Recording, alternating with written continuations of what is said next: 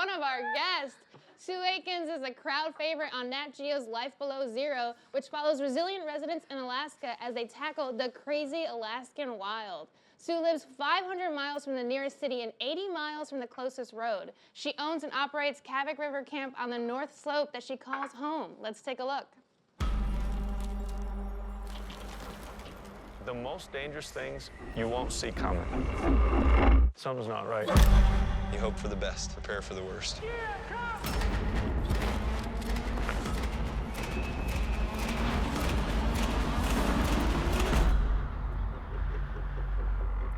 This year is a changing of the guard.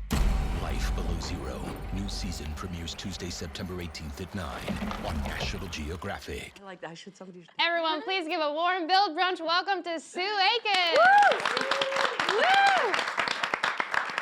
Thanks for being here. Thank you for inviting me. Yes. Of course, always. So tell us about this new season. It looks insane. I hate like anything that's under 75. I'm like, I'm freezing, so I don't know. I'm like, how are you alive? You know, even to come here when I left, I started planning on November 6th. What month is this? No idea. November, right? Yeah. I was like, so December. I started planning on the 6th to get a bush plane to come in. I'm 500 miles from the closest town, right around 100 miles from any road. So they have to fly in, but the weather was not with me. And it took me almost a week to just get the plane. But when I left, it was 22 below zero, and with the wind chill, 47 below zero yesterday morning. So, and the plane that they could take was a very small one. So they're like, you get 20 pounds. And I'm like, that's like one butt cheek. I mean, come on, what am I going to wear? So you only brought one butt cheek? I only brought one butt. The rest has been bought. Okay. But this season, you know, the show's been going for a little while, and I can't speak as to everybody else, but there are things in my life that are definitely morphing. You know, I'm closer to 60 than 50. I've gotten a little chunky over the years. I had an accident a few years back that you got to witness on the show. And, you know, here's one of the scars here. Wow. And it took 9 surgeries. They had to take the bones from the left hip and leg to carve a new collarbone, shoulder joint, part of the upper arm.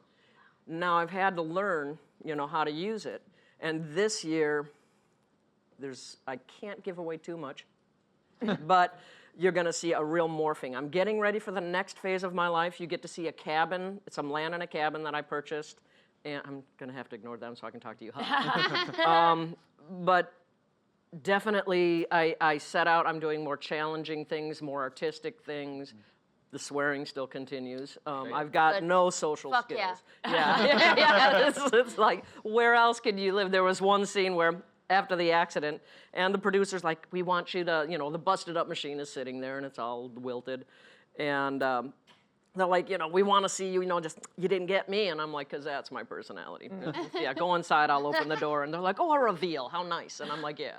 So I come in dragging a 12-pound sledge, and I'm like, nobody hurts baby. But that's, you know, that's my lifestyle. I'm challenge-driven, and everything about Kavik.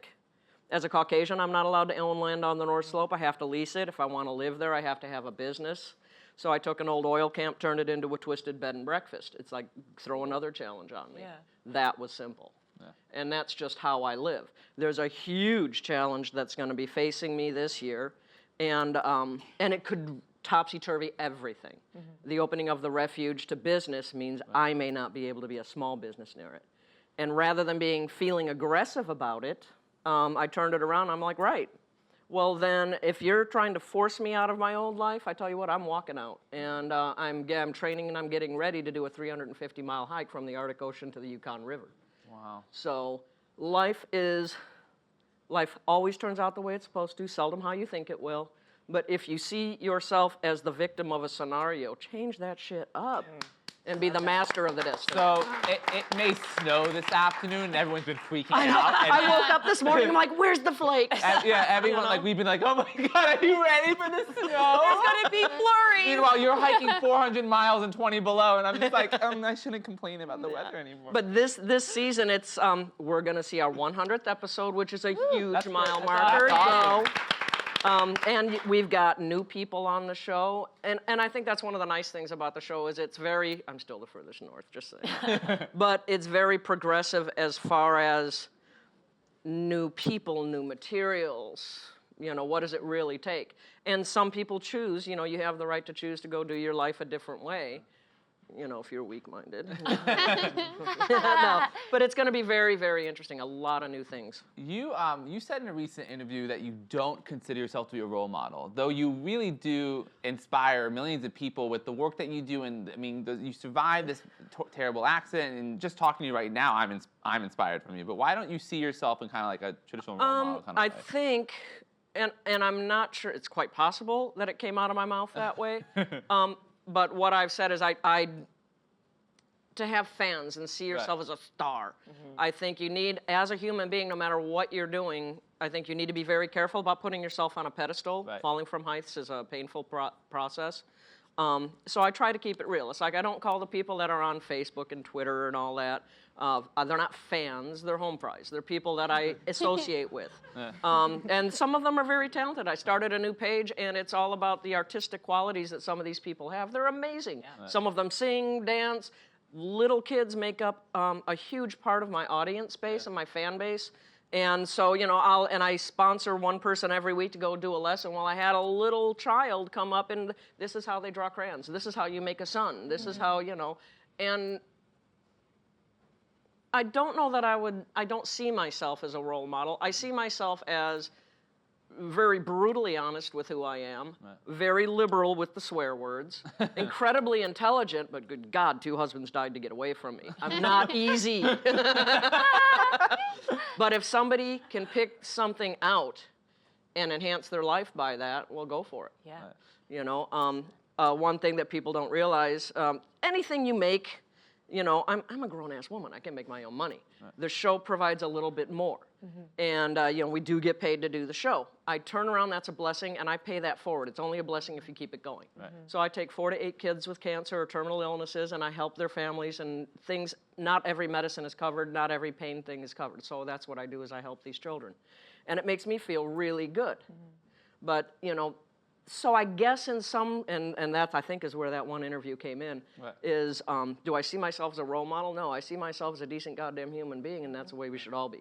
God, I love you. Yeah. Wow. We're all home fries right now. So many home fries in this audience right now for you. Yes. Oh, So, yeah. as a blessing about the TV show, has it made you more social and been able to connect with all these millions of people? I have always been, my life was very different. I was born in Chicago as a very young child in the mid to late 60s. My mom wanted to leave my dad. Divorce was happening, still was not popular. So she chose to give me a paper bag and say, pack one sack, you're moving to Alaska. And I was not there long before she had her own things going on, and I found myself alone at a very young age, having to figure out how to hunt and survive and finish school. I graduated high school just before my 13th birthday. In Alaska, you had a choice. You could learn how to drive a car or fly a plane. So I've flown a plane since I was 12 going on 13. When I became reproductive, I decided, well, I better not fling myself into the sky anymore for a while. But I do have a 1951 170A, so I'm flying again. You know, my grandson is 18. I can get back up in the air, you know. Wow, this is just like our interview with Juliana Rancic. You So similar. have survived bear attacks, many hardships. Are you ever scared anymore? I'm challenge-driven, and I totally spaced off your original message. Has the show made me more social? No, I'm a very social creature. I love to see the world. And I tell people, you know, like now, I enjoy talking to you. I have no desire to live anywhere near you.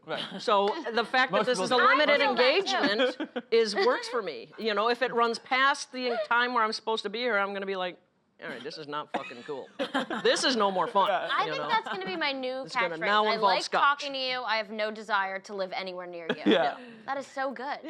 But yes, are you scared? Am I scared? I'm challenge-driven.